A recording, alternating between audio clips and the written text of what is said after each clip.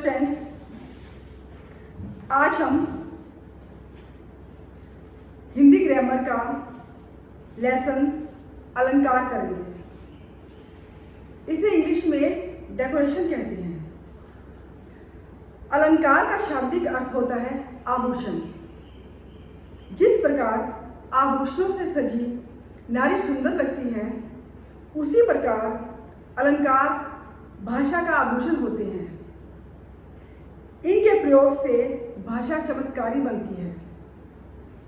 ये भाषा में शब्द और अर्थ की दृष्टि से सौंदर्य उत्पन्न करते हैं। अलंकार मुख्यतः दो प्रकार के होते हैं। पहला होता है शब्दालंकार और दूसरा अर्थालंकार। तो सबसे पहले हम डिटेल में शब्दालंकार करेंगे। काव्य में जहाँ शब्दों के विशिष्ट रूप से सौंदर्य और चमत्कार उत्पन्न होता है, वहाँ शब्दालंकार होता है। जैसे तट तमाल तरुवर बहु छाई। इसमें शब्द कौन से हैं? तट तमाल तरुवर। इसमें सुंदरता क्या है? त की आवृत्ति है। तो ऐसे जो शब्दों से अलंकार उत्पन्न, इनके यूज करने से जो चमत्कार होते हैं, जो सौंदर्य उत्पन्न होता है, उसे हम शब्दालंकार कहते हैं। शब्दालंकार के तीन भेद हैं। फर्स्ट अनुप्रास अलंकार, सेकंड यमक अलंकार और थर्ड श्लेष अलंकार। फर्स्ट अनुप्रास अलंकार। काव्य में जहाँ समान ध्वनियों वर्णों की एक से अधिक बार आवृत्ति होती है, वहाँ पर अनुप्रास अलंकार होता है। साधारण भाषा में अगर आप समझोगे तो आप ये समझो कि काव्य की पंक्तियों में, पोइट्री की लाइंस में जब दो या दो से अधिक बार जो शब्द हैं, उसका पहला पहला वर्ण या लास्ट का जो वर्ण है, अक्षर है, वो एक जैसा ही हो, उसे हम अनुप्रास अलंकार कहते हैं। उदाहरण के तौर पर पोथी पढ़ी पढ़ी जग मुआ, पंडित भयानक कोई। अब ये लगातार यूज हो रहा है। पोथी पढ़ी पढ़ी, ये प से स्टार्ट है, तो ये कौन सा अलंकार है? अनुप्रास अलंकार। और उदाहरण भी देखिए, रघुपति राघव राजा राम, ये सभी शब्द र से ही स्टार्ट हैं, तो यहाँ भी अनुप्रास अलंकार है। दीन बंधु दुखियों का दुख कब दूर करोगे? तो इसमें दीन बंधु दुखियों का दुख, बीच में एक आधा वर्ड अगर आ जाए तो उससे कोई फर्क नहीं पड़ता। तो दीन बंधुओं, दुखियों और दुख, ये सभी शब्द द से ही स्टार्ट हुए हैं कि द की आवृत्ति है, तो यहाँ पर अनुप्रास अलंकार हमारा है। एक उदाहरण और देखिए, चारु चंद्र की चंचल किरणें। चारु च, चंद्र च, चंचल च से ही स्टार्ट है, तो यहाँ पर अनुप्रास अलंकार है। तो अब आपको समझ आ गया होगा कि जब पंक्तियों में एक वर्ण की आवृत्ति बार बार हो, उसे हम अनुप्रास अलंकार कहते हैं। चाहे शुरू में हो या लास्ट में हो, लास्ट में भी आ जाती है, वो भी अनुप्रास अलंकार ही होता है। सेकेंड यमक अलंकार। जब कविता में किसी एक शब्द का एक से अधिक बार भिन्न भिन्न अर्थों में प्रयोग हो, वहाँ पर यमक अलंकार होता है। कहने का तात्पर्य कि एक शब्द हो, एक शब्द को दो बार या दो से ज़्यादा बार हम पोइट्री में यूज़ करते हैं, लेकिन वही वर्ड, उसका मीनिंग डिफरेंट हो जाता है कि एक शब्द है, उसके डिफरेंट मीनिंग आ रहे हैं, अलग अलग, वर्ड एक ही है, तो दो तीन जगह यूज़ किया और तीनों जगह या दोनों जगह उनका जो अर्थ है वो भिन्न भिन्न है। तो ऐसे में हम कह सकते हैं कि यहाँ पर अलंकार कौन सा है? यमक अलंकार। उदाहरण के रूप में, एग्जाम्पल के रूप में देखो, काली घटा का घमंड घटा। अब इसमें घटा घटा दो बार आया है, वर्ड एक है, लेकिन वर्ड 2 बार यूज हुआ है। अब दोनों का मीनिंग जो है वो डिफरेंट होगा। देखो, काली घटा मीन्स काली घटाएं, काले बादल। का घमंड घटा, कि घमंड उसका घट गया, मीन्स घटना मीन्स कम होना, यानी कि पहले घटा में घटाएं या बादल का यूज हुआ है और दूसरे घटा में उसका मीनिंग है कम होना। तो ऐसे में कौन सा अलंकार होगा? यमक अलंकार। और उदाहरण देखो, माला फेरत युग भया, फिरा न मन का फेर, कर का मन का डारी दे, मन का फेर। अब ये मन का 4 बार यूज हुआ है, लेकिन इनके 2 मीनिंग जो है वो डिफरेंट है। कैसे? एक में मन का मतलब दिल का, हमारे मन का। दूसरा मन का जो पूजा पाठ के समय हम मालाएं लेते हैं, उसका एक मन का। उस मन का और मन का उनका जो मीनिंग है वो डिफरेंट हो गया, भिन्न हो गया। तो ऐसे में यमक अलंकार होता है। और उदाहरण देखो, जितने तुम तारे उतने नहीं गगन में तारे, जितने तुमने तारे। जब भगवान से कह रहे हैं, ईश्वर से कह रहे हैं कि आपने जितने तार दिए, जितने लोगों का उद्धार किया, तारना मीन्स उद्धार किया, इतने तो आकाश के अंदर गगन में तारे भी नहीं हैं। तो उस तारे और उस तारे का मतलब अलग अलग है। तो ऐसे में यमक अलंकार होगा। एक उदाहरण और देखो, 3 बेर खाती थी वो 3 बेर खाती थी। अब एक वर्ड है बेर, बेर को 2 बार यूज किया है। दोनों का मीनिंग डिफरेंट कैसे हो रहा है? वैसे तो देखो, 3 बेर खाती थी वो 3 बेर खाती थी, यानी कि 3 बेर का मतलब पहला है कि बेर मीन्स टाइम, समय, कि 3 बार वो खाना खाती थी। और खाती क्या थी वो? 3 बेर, कि हर खाने में वो 3 बेर खाती थी, कि 3 टाइम खाना खाती थी और तीनों टाइम वो 3 बेर खाती थी। तो 3 बेर खाती थी वो 3 बेर खाती थी। तो ऐसे में बेर का मीनिंग डिफरेंट हो गया, तो वर्ड वही है। तो ऐसे में हम कह सकते हैं कि इसमें यमक अलंकार है। थर्ड है श्लेष। श्लेष का मीनिंग है चिपकना। इसका है चिपका हुआ या छिपा हुआ। यमक के अंदर तो एक वर्ड 2 बार यूज करते हैं, तो उनका मीनिंग डिफरेंट होता है। लेकिन श्लेष के अंदर चाहे 2 बार यूज करो, चाहे 3 बार यूज करो, चाहे 1 बार यूज करो, उनके मीनिंग बीच में डबल मीनिंग, ट्रिपल मीनिंग बनते हैं, 3 मीनिंग उनका निकलता है। तो ऐसे को हम बोलते हैं श्लेष अलंकार। कि कविता में जब एक ही शब्द में एक से अधिक अर्थ चिपके हुए हों या छिपे हुए हों, उसे हम श्लेष अलंकार कहते हैं। जैसे, रहीमन पानी राखिए, बिन पानी सब सून, पानी गए ना उबरे, मोती मानुष चून। अब दोहे में पानी शब्द के 3 अर्थ हैं, जो अलग अलग संदर्भ में प्रयुक्त हुए हैं। अगर मनुष्य के हिसाब से अगर देखें तो क्या बनेगा? पानी का मतलब सम्मान। अगर मोती के हिसाब से देखिए तो उसका मतलब बनेगा चमक। और अगर आटे का हिसाब से देखिए तो पानी का अर्थ बनता है जल। तो इसके अंदर 3 मीनिंग छिपे हुए हैं, तो इसमें होगा श्लेष अलंकार। एक उदाहरण और देखो, मंगन को देखी पट देख बार बार है।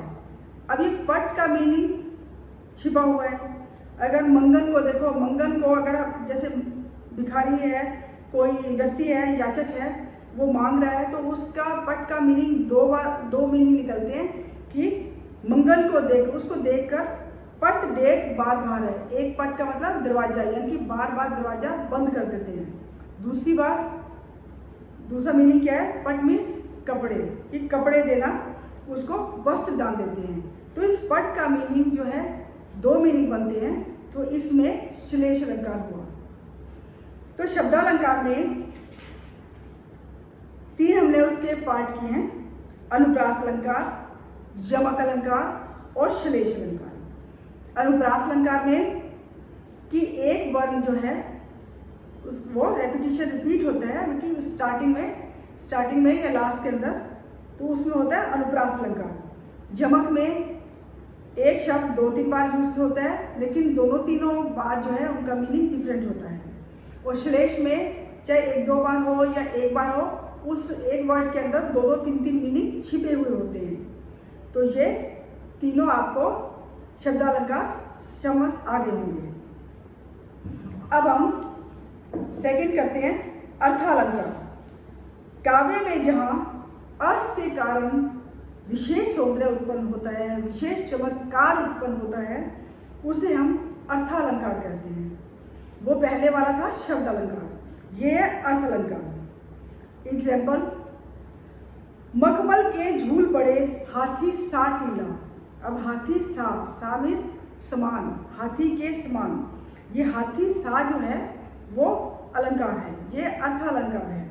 ये कौन से अलंकार है ये अब डिटेल में समझाती हूँ मैं आपको। अर्थ अलंकार के भेद 4 हैं। पहला है उपालंकार, दूसरा है रूपक अलंकार, तीसरा है उत्प्रेक्षा अलंकार और चौथा है अतिशयोक्ति अलंकार। तो उपालंकार में उपमा का मतलब कंपैरिजन भी हो सकता है, समानता भी हो सकता है। इसमें उपमा का अर्थ है समानता दिखाना। जब किसी व्यक्ति या वस्तु के स्वभाव, स्थिति आदि की तुलना या समानता किसी अन्य व्यक्ति या वस्तु से की जाए तो वहां पर उपमा अलंकार होता है। कैसे? हाय फूल सी कोमल बच्ची हुई राह की थी ढेरी। अब उसमें फूल सी आ गया, तो इसमें फूल के समान उपमा में समानता आई। तो ऐसे में सी जहाँ वर्ड आ जाए उसमें उपमा अलंकार होते हैं। इसकी एक निशानी आप याद कर लो कि जब पोइट्री की लाइन में सा, सी, से या सम ये वर्ड आ जाए तो वहाँ उपमा अलंकार होता है। और एग्जाम्पल देखो, निर्मल तेरा नीर अमृत के सम उत्तम है। अमृत के समान, अमृत के सम, ये सम वर्ड आ गया। अगला, यह जीवन क्या है, मस्ती है, निर्झर सा इसका पानी। इसमें भी सा वर्ड यूज हो गया। तो जहाँ पर सा, से, सी, सम इनमें से कोई भी अगर आ जाए वहाँ पर उपमा अलंकार होता है। बरस रहा है रवि अनल, भूतल तवा सा जल रहा। कि तवे के समान, इतनी गर्मी है कि तवे के समान जल रहा, तो इसमें तवा सा वर्ड आ गया, तो यहाँ उपमा अलंकार होगा। अर्थालंकार का सेकंड पार्ट है रूपक अलंकार। रूपक अलंकार में इसमें तो सा, से, सी, सम आता है, लेकिन रूपक अलंकार में सा, से, सी, सम वर्ड यूज नहीं होता। कैसे? अगर हम कहते हैं कि चंद्र सामुख, तो बन गया उपालंकार क्योंकि इसमें सा वर्ड आ गया। अगर हम कहें चंद्रमुख, तो ऐसे में सा, सी, सम नहीं आता, वो चंद्र मुख हो गया, यानी कि उसका रूप उस पर चढ़ गया, तो उसको हम उसका अभिन्न मान लेते हैं, तो उसको बोलते हैं रूपक अलंकार। कि काव्य में जहाँ गुण स्वभाव की अधिक समानता के कारण कोई भी भेद ना हो, उसमें ये ना कहें कि वह उसके कारण, उसके जैसा, ये जैसा वर्ड ना आए, समान वर्ड ना आए, सा से ना आए, तो उसे बोलते हैं रूपक अलंकार। जैसे चंद्र खिलौना। अब चंद्र सा खिलौना नहीं कहा कि चंद्र खिलौना, यानी खिलौना क्या है? चंद्र है, चांद।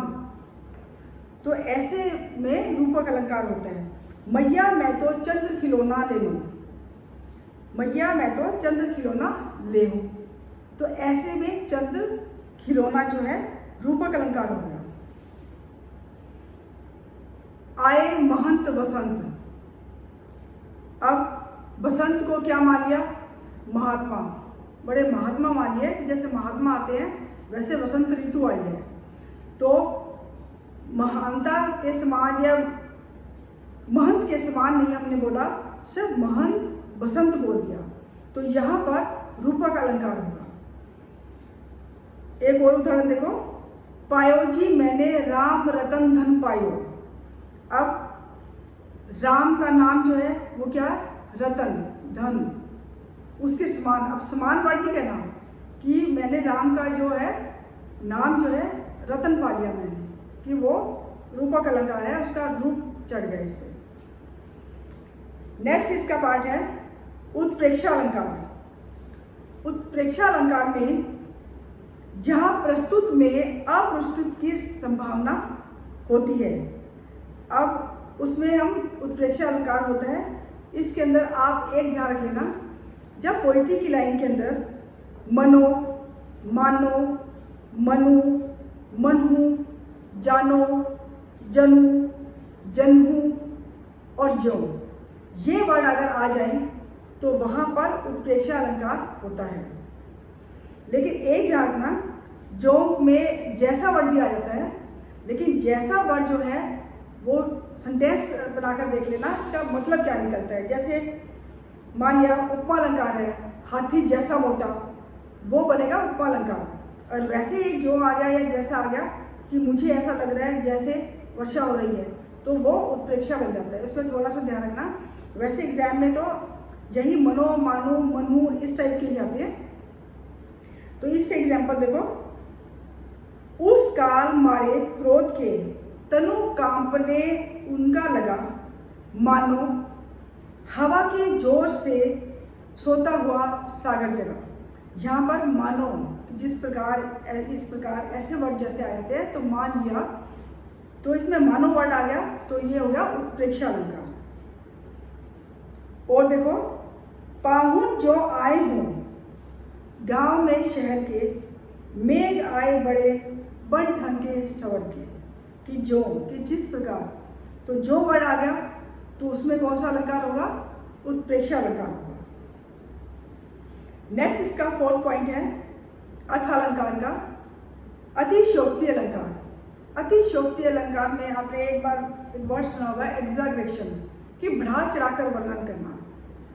तो जब कविता में, काव्य में जहाँ किसी व्यक्ति या वस्तु का वर्णन जो है बढ़ा चढ़ाकर किया जाए, सुंदरता का वर्णन उसको इतना बढ़ा चढ़ा के किया जाए वाक्य में कि पढ़ने से ऐसे लगे कि वाक्य में वो नायिका कितनी सुंदर थी, या कोई राजा कितना वीर था, उसकी वीरता का जो है बढ़ा चढ़ा कर वर्णन करें तो पढ़ने से हमें पता चल जाता है। तो वहाँ पर अलंकार जो होता है वो होता है अतिशयोक्ति अलंकार। काव्य में जहाँ किसी व्यक्ति या वस्तु का वर्णन अत्यधिक बढ़ा चढ़ा कर किया जाए वहाँ पर अतिशयोक्ति अलंकार होता है। जैसे हनुमान की पूंछ में लगन ने पाई आग, लंका सिगरी जल गई गए निशाचर भाग। कि अभी तो लंका जो उसमें हनुमान जी की पूंछ में अभी आग लगी ही नहीं थी कि लंका पूरी जल गई। इसका मतलब वो इतना वीर थे कि उन्होंने अपने पूंछ से ही जलाकर पूरी लंका को जला दिया। तो इसमें बढ़ा चढ़ाकर बनना है जिससे कि उसके जलाने के बाद जो सारे निशाचर हैं, सारे राक्षस भाग गए।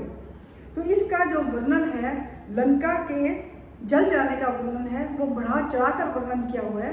तो ऐसे में काव्य के अंदर सुंदरता आ जाती है। यहाँ पर है अतिशयोक्ति अलंकार। और एग्जाम्पल देखो, इतना रोया था मैं उस दिन, ताल तलैया सब भर गई। तो इसका मतलब मैं इतना रोया था कि तालाब सरोवर सब जो है भर गए। अब रोने से कोई तालाब तो भरते नहीं है, बढ़ा चढ़ाकर वर्णन किया हुआ है। कहने का मतलब वो इतनी दुखी था, वो इतना रोया। तो इसको बढ़ा चढ़ाकर जैसे वर्णन करें तो पोइट्री के अंदर सुंदरता बढ़ जाती है, पढ़ने में अच्छा लगता है और उसकी फीलिंग्स का भी पता चल जाता है कि वो इतना कितना रोया। तो ऐसे में अतिशयोक्ति अलंकार होता है। आगे नदियां पड़ी अपार, घोड़ा कैसे उतरे पार। राणा ने सोचा इस पार, तब तक चातक था उस पार। कि अभी सोचा था इतने में तो चातक उसका जो घोड़ा है उस पार हो ही गया। इतना बढ़ा चढ़ाकर वर्णन किया कि पढ़ने से ऐसे लगता है कि जो है राणा का जो घोड़ा चेतक है वो कितना स्पीड से भागता है। तो इसका बढ़ा चढ़ाकर जब वर्णन किया जाए तो उसमें अतिशयोक्ति अलंकार होता है। तो स्टूडेंट्स, आपको ये अलंकार सब समझ आ गए होंगे। इसके अलावा 2 अलंकार और भी होते हैं, जैसे मानवीकरण अलंकार हो। मानवीकरण अलंकार के अंदर जब कोई प्रकृति है मानव की तरह क्रियाकलाप करने लग जाए तो उसे मानवीकरण अलंकार कहते हैं। जैसे हम कह दें कि गुलाब का फूल मुस्कुरा रहा है। अब कोई गुलाब का फूल मुस्कुराता तो है नहीं, मुस्कुराता कौन है? मानव, मनुष्य। तो जब प्रकृति है वो मानव की तरह से करने लग जाए, उसकी पोइट्री में सुंदरता भी आ जाती है, तो ऐसे में होता है मानवीकरण अलंकार। और एक है पुनरुक्ति अलंकार। जब एक वर्ड बार बार हो, जैसे चल चल, परे परे 2 बार यूज हो जाए, तो उसके अंदर हम क्या बोलेंगे? पुनरुक्ति अलंकार है, कि ये उक्ति जो है पुनर आ गई है, कि अभी अभी। तो ऐसे वर्ड जो होते हैं वो पुनरुक्ति अलंकार कहलाते हैं। तो मुझे आशा है कि आपको ये समझ आ गए होंगे। लेकिन मेन पॉइंट मैं एक बार दोबारा बता देती हूँ कि अलंकार भाषा के आभूषण होते हैं जो शब्द और अर्थ की दृष्टि से भाषा में सौंदर्य और चमत्कार उत्पन्न कर देते हैं। अलंकार के 2 भेद हैं, अर्थालंकार और शब्दालंकार। शब्दों के द्वारा काव्य में चमत्कार उत्पन्न करने वाले अलंकार शब्दालंकार कहते हैं, और अनुप्रास, यमक तथा श्लेष ये शब्दालंकार है। अर्थ की दृष्टि से काव्य में सुंदरता और चमत्कार उत्पन्न करने वाले अलंकार अर्थालंकार कहलाते हैं। ये उपमा अलंकार हैं, रूपक, उत्प्रेक्षा और अतिशयोक्ति, ये चारों जो है इसी के अंतर्गत आती हैं।